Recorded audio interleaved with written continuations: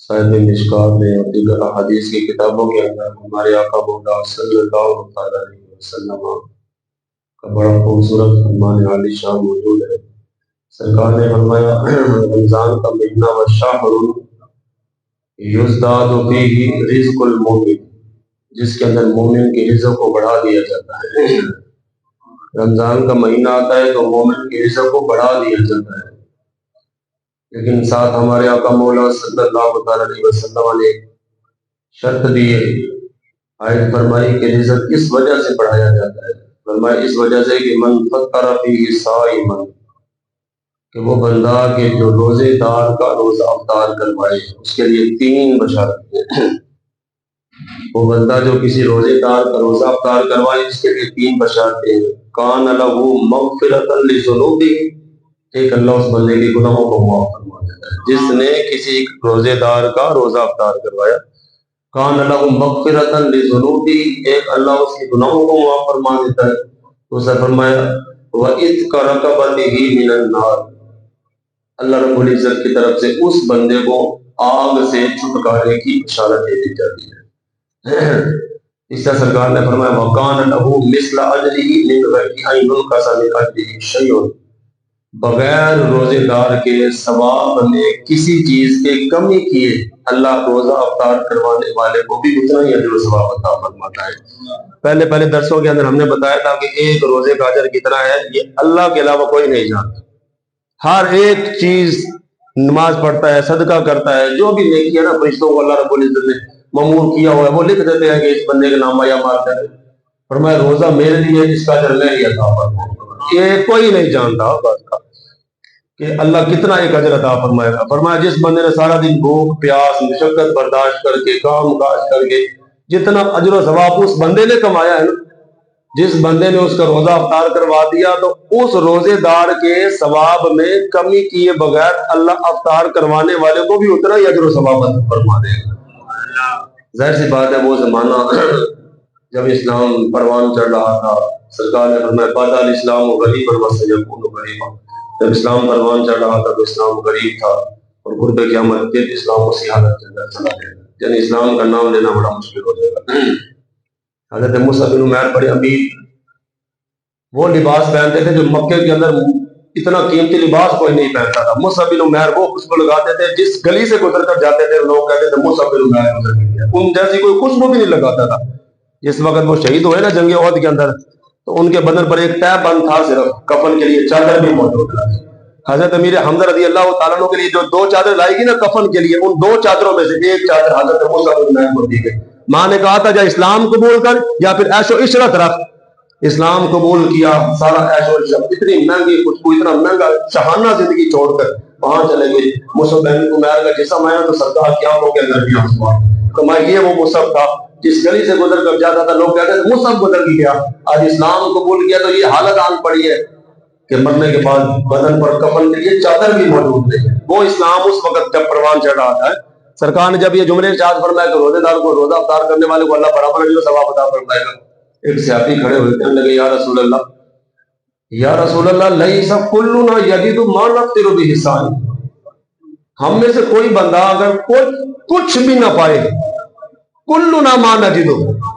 कि जिससे हम रोजेदार का रोजा अफ्तार करवाएं, कोई चीज भी मौजूद ना हो हमारे पास है।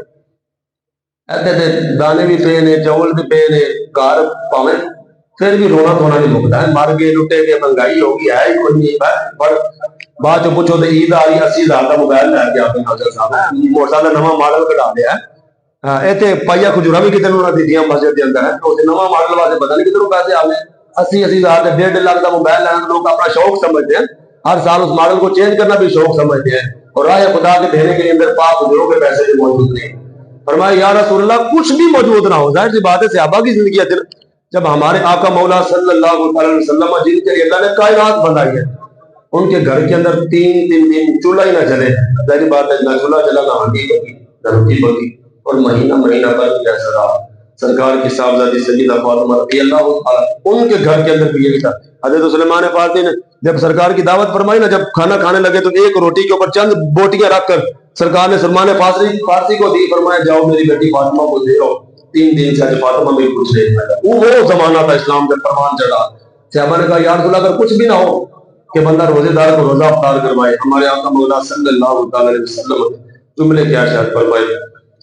سرکار نے فرمایا یؤتی اللہ ھذا الثواب من فطر صائما علی مسکۃ لبن او تمرۃ او شربۃ من ماء،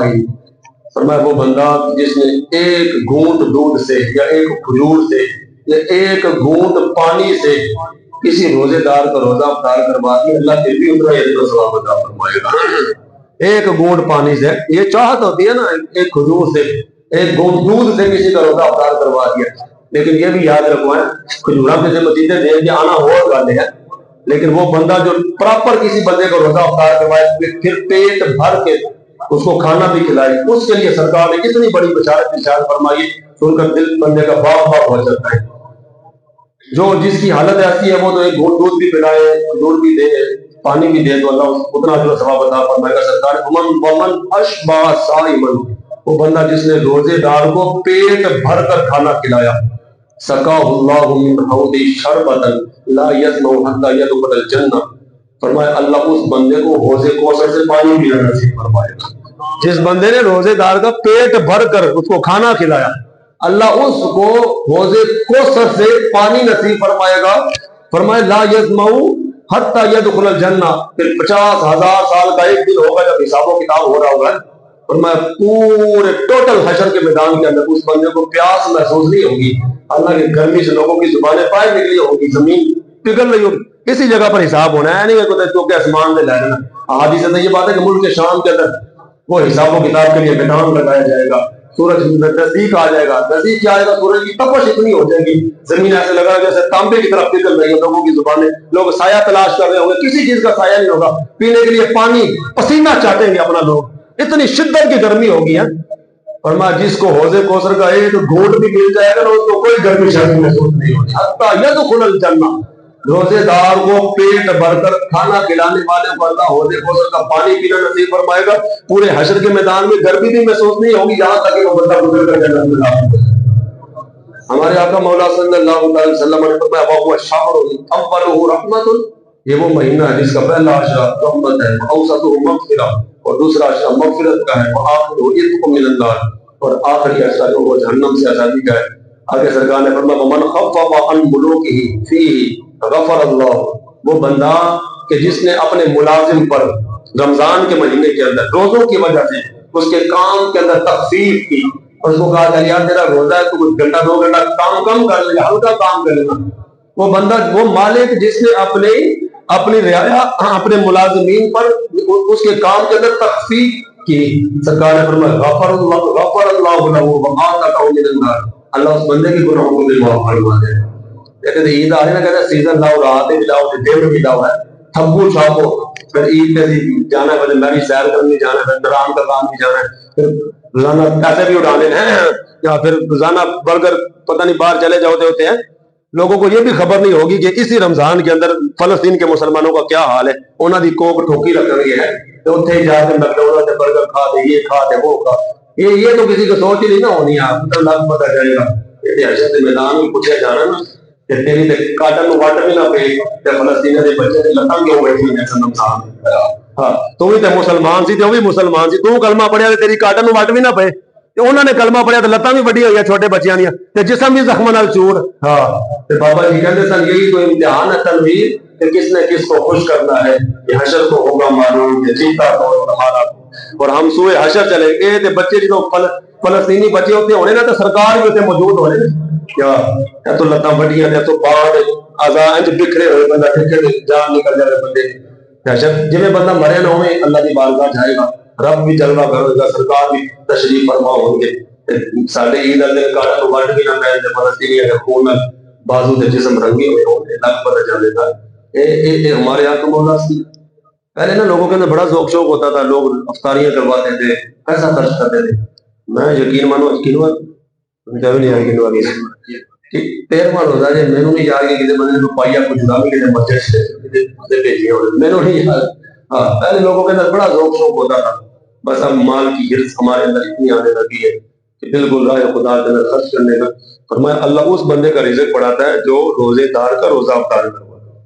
اللہ رب العزت کے حضور کو اپنے دیے ہوئے مال سے بھی ٹچ کرنے کی توفیق عطا۔ کوئی بھائی سوال